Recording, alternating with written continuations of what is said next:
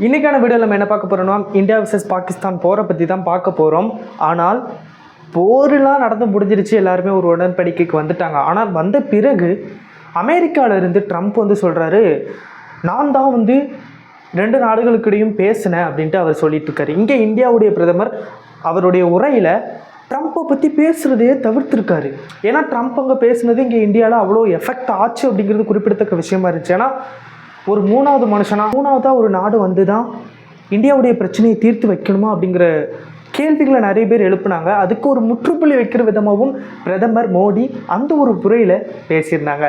அது மட்டும் இல்லாமல் இந்தியாவில் இருக்கக்கூடிய மினிஸ்டர்ஸ் 2 பேர், ஒன்று தமிழ்நாட்டுடைய எக்ஸ் மினிஸ்டர், இன்னொருத்தர் மத்திய பிரதேசத்தில் பிஜேபி கட்சியினுடைய மினிஸ்டராக இப்போ இருக்கக்கூடியவர். இவங்க 2 பேரும் என்ன பேசி வச்சிருக்கிறாங்க.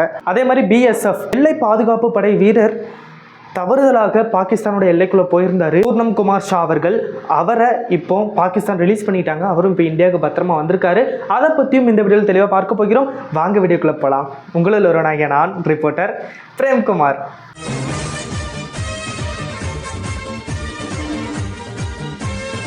பிரதமர் மோடி அவர்கள் மே 12ஆம் தேதி திங்கட்கிழமை ஆற்றிய உரையில் என்ன சொல்லியிருந்தாரு அப்படிங்கிறத பார்க்குறதுக்கு முன்னாடி இந்தியாவை பற்றி இந்தியாவில் இருந்துக்கிட்டே இவ்வளோ கேவலமாக பேசின 2 மினிஸ்டர்ஸை பற்றி பார்க்க போகிறோம். ஒருத்தர் எக்ஸ் மினிஸ்டர் ஏடிஎம்கேவுடைய மினிஸ்டர் செல்லூர் ராஜு அவர்கள், இன்னொருத்தர் பிஜேபியுடைய மத்திய பிரதேசத்தில் மினிஸ்டராக இருக்கக்கூடிய நபர். இவங்க 2 பேரும் என்ன பேசியிருக்கிறாங்க அப்படிங்கிறத பற்றி பார்க்க போகிறோம். ஃபஸ்ட்டு நம்ம தமிழ்நாட்டை எடுத்துக்கிடுவோம்.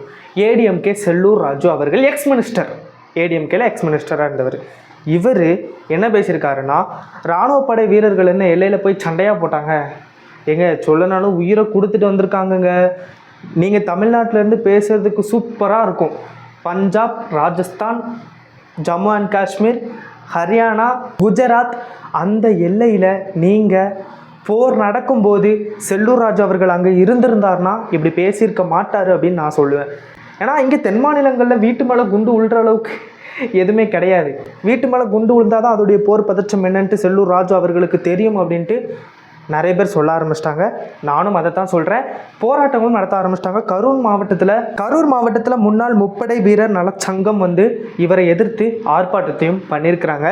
இவர் இப்படி பேசலாம் அப்படிங்கிறத எதிர்த்து. இன்னொருத்தர் பாஜகவுடைய மினிஸ்டர் என்ன சொல்லியிருக்காரு அப்படின்னா, கர்னல் சோஃபியா மேடம், இவங்களை பற்றி நல்லாவே தெரிஞ்சிருக்கும். ஒரு ஆப்ரேஷனை ஒரு முதல் பெண்மணி லீட் பண்ணுறாங்க, அதுவும் இந்தியாவில் அப்படின்னா அது கர்னல் சோஃபியா மேடமாக மட்டும்தான் இருக்க முடியும். அந்த மேடத்தை பார்த்து, அந்த ஒரு சிங்கப்பெண்ணை பார்த்து பயங்கரவாதிகளுடைய தங்கை சகோதரி அப்படிங்கிறத குறிப்பிட்டு இந்த ஒரு மினிஸ்டர் பேசியிருந்தார். அது வைரலாக போயிட்டுருக்கு. இதை மத்திய பிரதேசத்துடைய உயர்நீதிமன்றம் டைரெக்டாக உள்ளே புகுந்து எந்தவித வழக்கும், பொதுநல வழக்கு எதுவுமே போடாமல் நீதிமன்றமாக நேரடியாக இவரை அரெஸ்ட் பண்ணணும் 4 மணி நேரத்தில் அப்படிங்கிற உத்தரவை பிறப்பிச்சிருக்கிறாங்க. இவர் மேலே இப்போ எஃப்ஐஆரும் பதியப்பட்டிருக்கு. ஆனால் தமிழ்நாட்டில் செல்லூர் ராஜு அவர்கள் மீது எந்த நடவடிக்கை எடுக்கப்படும் அப்படின்ட்டு எனக்கு தெரியல. இந்தியாவில் இருந்துட்டு ஒரு இந்தியனா இப்படி பேச தோணுது அப்படின்ட்டு எனக்கு சத்தியமாக தெரியல. இதற்கு தகுந்த தண்டனை கொடுக்கப்பட வேண்டும். இப்போதைக்கு மினிஸ்டராக இருக்கக்கூடியவருடைய பதவியை பறிக்கப்பட்டு ஜெயிலுக்கு செல்ல வேண்டும். அப்படி தான் எல்லாருடைய கோரிக்கையும் இருக்குது. சும்மா கண் துடைப்புக்கு ஒரு வீடியோ வெளியிடுறதோ, லெட்ரு போடுறதோ, மன்னிப்பு கோர்றதோ எந்த விதத்திலும் நியாயமாக இருக்காது. ஏன்னால் அங்கே கிட்டத்தட்ட 1 வாரமுமே செத்து பொழைச்சிருக்காங்க ஒவ்வொரு இராணுவ வீரர்களும். அவங்கள பற்றி இப்படி பேசுறதுங்கிறது ரொம்ப தவறான விஷயம். என்ன நடக்குன்ட்டு பார்க்கலாம். Okay right. இப்போ மே 12ஆம் தேதி திங்கட்கிழமை மோடி அவர்கள் என்ன பேசியிருந்தாங்க அப்படிங்கிறத பற்றி தெளிவாக பார்க்கலாம்.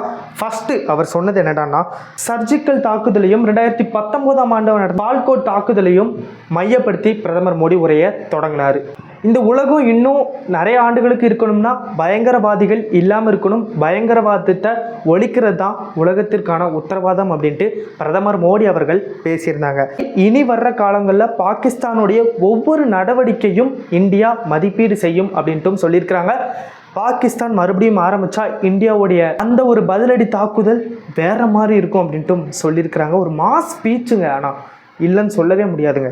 இன்னும் பாகிஸ்தானோட எதுவும் பேச்சுவார்த்தை அப்படின்னா 2 விஷயத்தை பற்றி மட்டும்தான் இருக்கும். ஒன்று, பயங்கரவாதத்தை ஒழிக்கிறது, பயங்கரவாதிகளுக்கு நீங்கள் ஆதரவு கொடுக்கக்கூடாது அப்படிங்கிறது.